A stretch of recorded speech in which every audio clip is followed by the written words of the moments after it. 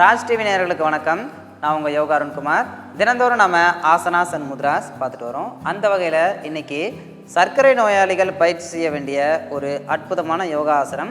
இதை தொடர்ந்து பயிற்சி செய்கிறது மூலமாக சர்க்கரை நோயை ரொம்ப சீக்கிரமாகவே கட்டுக்குள்ளே கொண்டு வரலாம். அந்த ஆசனம் என்ன அப்படிங்கிறத தான் இப்போ பார்க்க போகிறோம். இந்த ஆசனத்தோட பெயர் வக்ராசனம். இந்த ஆசனத்தை செய்கிறதுக்கு முதலாவதாக கால்களை இந்த மாதிரி முன்னோக்கி நீட்டி உட்காந்துக்கணும். ஒரு விரிப்பு மேலே ரொம்ப நல்லா கம்ஃபர்டபுளாக உட்காந்துட்டு இந்த ஆசனத்தை செய்யுங்க. முதல்ல உங்களோட இடது காலை இடது முட்டி அளவுக்கு இந்த மாதிரி மடித்து வச்சுக்கணும். இடது கையை உங்களோட உடலுக்கு இந்த மாதிரி பின்பக்கமாக எடுத்துக்கலாம். வலது கையை நல்லா மேலே உயர்த்திட்டு இந்த வலது கையை முன்பக்கமாக கொண்டுட்டு வந்து உங்களோட இடது கணுக்காலை பிடிக்கிறதுக்கு ட்ரை பண்ணுங்கள். மெதுவாக உடலை லெஃப்ட் சைடில் திருப்பிட்டு அப்படியே அந்த பக்கம் பார்த்துட்டு இதில் கொஞ்சம் நேரம் நிறுத்தி வைக்கணும். 15 வினாடிகள்லேருந்து 20 வினாடிகள் வரைக்கும் இந்த பயிற்சியை செய்கிறது ரொம்ப நல்லது. அப்புறமா முதல்ல வலது கையை மெதுவாக மேலே உயர்த்திட்டு இடது கையை முன்பக்கமாக எடுத்து இடது காலை முன்னோக்கி நீட்டிக்கலாம்.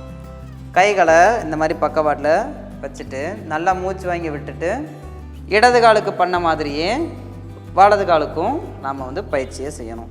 இப்போ வலது காலை அதே மாதிரி மடித்து உங்களோட வலது பாதம் வலது முட்டி பக்கத்தில் வர மாதிரி வச்சுக்கலாம்.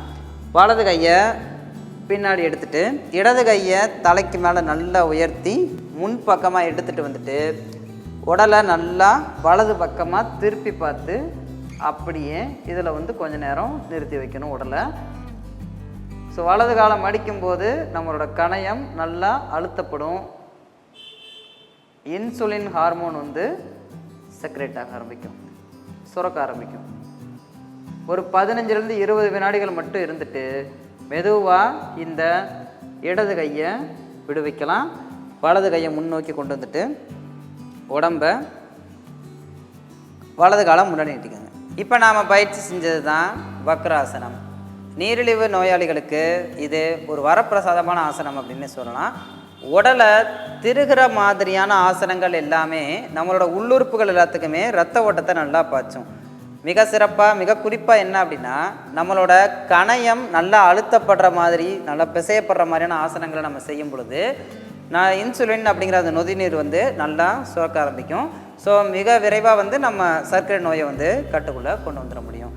தொடர்ந்து இந்த ஆசனத்தை பயிற்சி செய்யுங்க. இந்த கீழ் முதுகுவலி உள்ளவங்க, வயிறில் ரீசெண்டாக அறுவை சிகிச்சை செஞ்சவங்க, மூட்டு வலி உள்ளவங்க, இவங்கெல்லாம் மட்டும் கொஞ்சம் கவனமாக இந்த ஆசனத்தை பயிற்சி செய்யணும். ஒரு யோகா ஆசிரியரோட உதவி இதுக்கு நீங்கள் நாடிக்கிறது ரொம்ப நல்லது.